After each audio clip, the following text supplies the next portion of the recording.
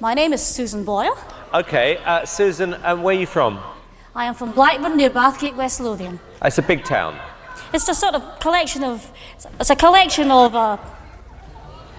villages. The world fell hard for Susan Boyle. Her voice didn't just win a talent show, it triggered a global fairy tale that unfolded right before our eyes. Her version of "I Dreamed a Dream" became a cultural touchstone, turning a shy, unassuming woman into a superstar overnight. But then, she was gone. Just as quickly as she appeared, the powerhouse vocals faded, the interviews stopped, and a mysterious silence took over. What most of us didn't know was that behind the scenes, she was fighting the battle of her life. A secret health crisis threatened to silence her voice for good. This is the real story of what happened to Susan Boyle, a tale of unseen struggles, a devastating health scare, and an incredible, determined fight to get back to the stage. To understand the silence, you have to remember the noise. Picture it, April 11, 2009. The Clyde Auditorium in Glasgow, Scotland, during auditions for Britain's Got Talent. A 47-year-old woman from the tiny village of Blackburn walked onto the stage. Unemployed, famously never been kissed, and living alone with her cat, Pebbles, her name was Susan Boyle, dressed in a modest lace dress, with untamed hair and an endearingly awkward presence. She drew skeptical looks from the judges, Simon Cowell, Amanda Holden, and Piers Morgan. The audience, ready for a joke act, snickered. When she announced with a confident wiggle that she wanted to be as famous as Elaine Paige, the theater filled with soft ridicule. And Simon Cowell?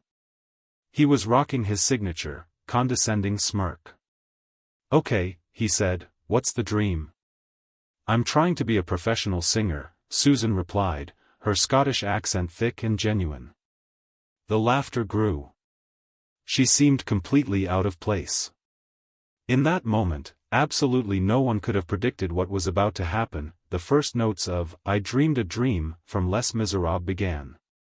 Susan clutched the mic, and then, she sang. The first note was pure, powerful, and utterly stunning. A collective gasp rippled through the auditorium. The smirks on the judges' faces melted into disbelief. Amanda Holden's jaw was on the floor. Piers Morgan's cynical mask dissolved into genuine awe. And Simon Cowell, the notoriously difficult music mogul, looked completely stunned. It was more than a beautiful voice, it was the shock of where it came from. It was a voice that carried a lifetime of unspoken hopes, and it soared through the theater and into the hearts of everyone listening. By the final note, the entire audience was on its feet, roaring. The judges were leading the standing ovation. "Without a doubt," Piers Morgan declared, "that was the biggest surprise I have had in 3 years of this show." The 4-minute clip hit YouTube and exploded. It shattered records, gaining over 100 million views in just days. Susan Boyle was no longer a contestant, she was a global phenomenon. News outlets from CNN to Al Jazeera covered her story. Celebrities like Demi Moore and Ashton Kutcher tweeted their shock. The "Hairy Angel," as the tabloids called her, had captured the world's imagination. Though she ultimately placed second in the competition, her career was already rocketing into the stratosphere. Her debut album, "I Dreamed a Dream," released in November 2009, became the UK's best-selling debut album of all time and the world's best-selling album of 2009, outselling giants like Taylor Swift and Beyoncé. She performed for the Pope and sang for the Queen. It was a true modern-day fairy tale.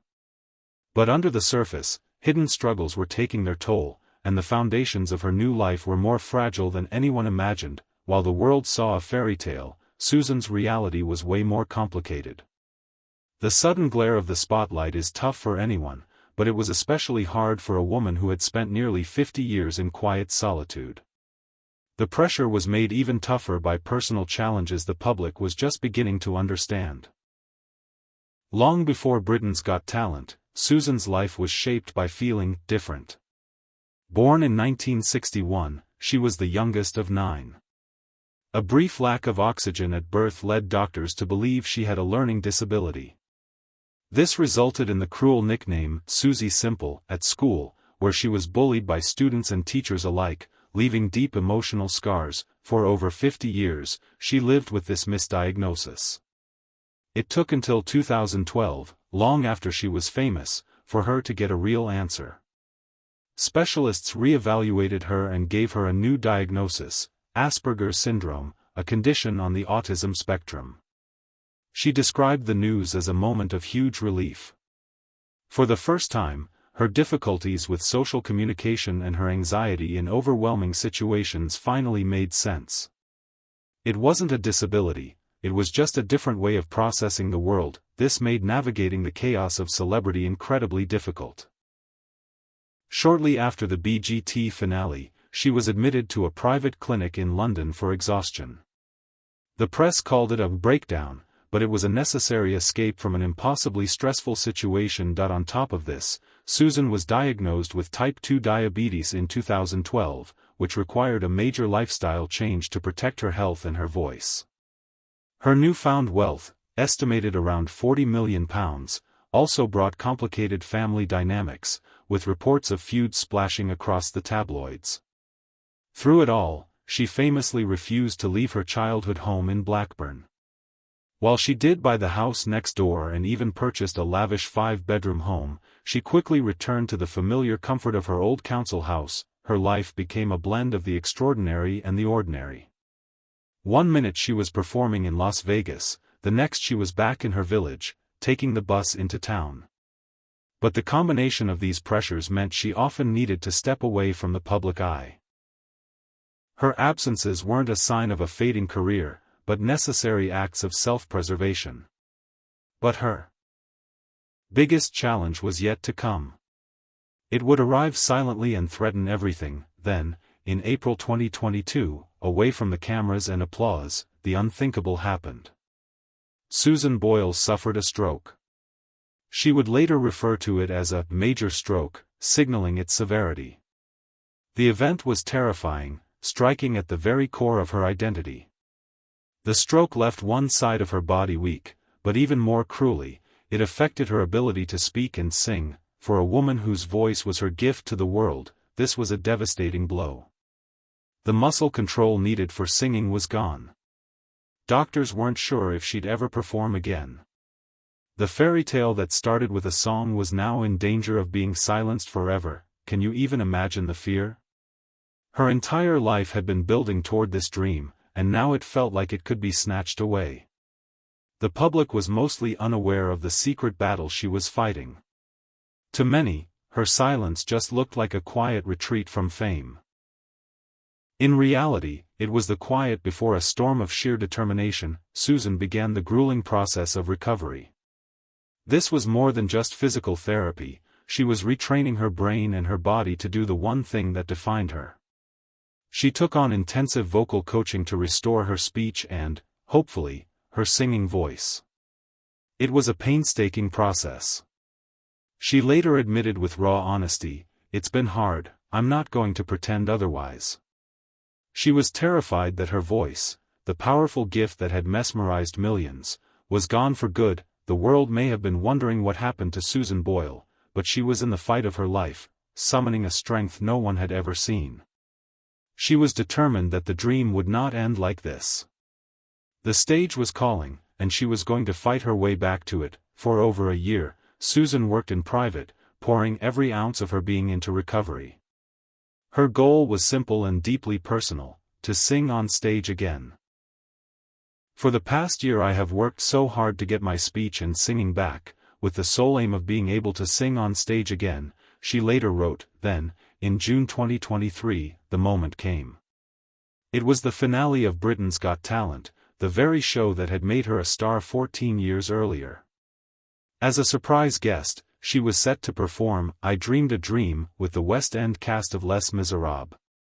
No one watching knew the true weight of this performance. They didn't know about the stroke, the silence, or the struggle. When she walked onto that BGT stage, the crowd went wild. She looked poised, but underneath was the heart of a warrior. She met Simon Cowell's gaze, the man who saw her journey from the start. He knew she hadn't been well, but even he didn't know the full story until that night. The music began. As she sang the song that changed her life, the voice that emerged was as pure and powerful as ever. It was a moment of absolute triumph. After a thunderous standing ovation, she stood on stage and revealed her secret battle to the world. "It's extra special for me actually," she began. "Last April I suffered a minor stroke." A gasp went through the audience. She continued, "I have fought like crazy to get back on stage. And I have done it." The revelation was stunning.